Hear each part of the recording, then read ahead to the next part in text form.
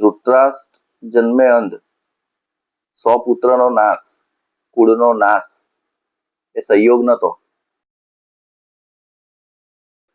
ધૃતરાષ્ટ્ર એક દિવસ શ્રી કૃષ્ણને પૂછે છે કે એવા તો મારા કયા કર્મ હશે કે મારા 100 પુત્રનો નાશ થઈ ગયો, હું જન્મથી અંધ હતો અને મારા કુળનો વિનાશ થઈ ગયો.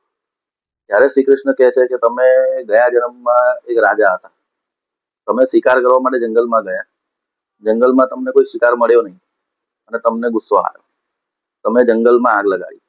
એ આગની અંદર 100 થી વધારે પક્ષીઓના મૃત્યુ થયા, એમાં ઘણા ખરા બચ્ચા હતા. અને જે તે સમયે જે બચ્ચાના માતા પિતા હતા એમણે તમારી પર નિશાસો નાખ્યો ને, એટલે તમને આ વર્ષની અંદર, આ જન્મની અંદર આ કર્મ ભોગવવું પડ્યું. તમે જન્મથી અંધ રહ્યા, તમે તમારા 100 પુત્રને જોઈ ના શક્યા, પણ જ્યારે તમારે એમની ખુશી માનવાનો સમય આવ્યો ને તો તમારા 100 પુત્ર જ ના રહ્યા. એટલે તમે ગયા વર્ષના જે પાપ કર્યા હતા ગયા જન્મના, એ પાપ તમને આ જન્મમાં ભોગવવા પડ્યા. એટલે જ કહેવાય છે કર્મની ગતિ ધીમી છે, પછી એ સારું કર્મ હોય કે ખરાબ કર્મ હોય, કર્મની ચોપડીની અંદર ડિલીટ બટન નથી હોતું. એટલે તમને આજે નહીં તો કાલે, વહેલા કે મોડા, તમારા કર્મની પ્રમાણે તમારે ભોગવવું પડે છે.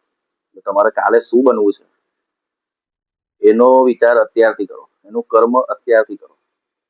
કારણ કે એકવાર ભગવાન ભૂલી જશે, દુનિયા ભૂલી જશે, તમારા કર્મનો ચોપડો લખેલો છે ને એ કોઈ દિવસ ભૂલાય નહીં.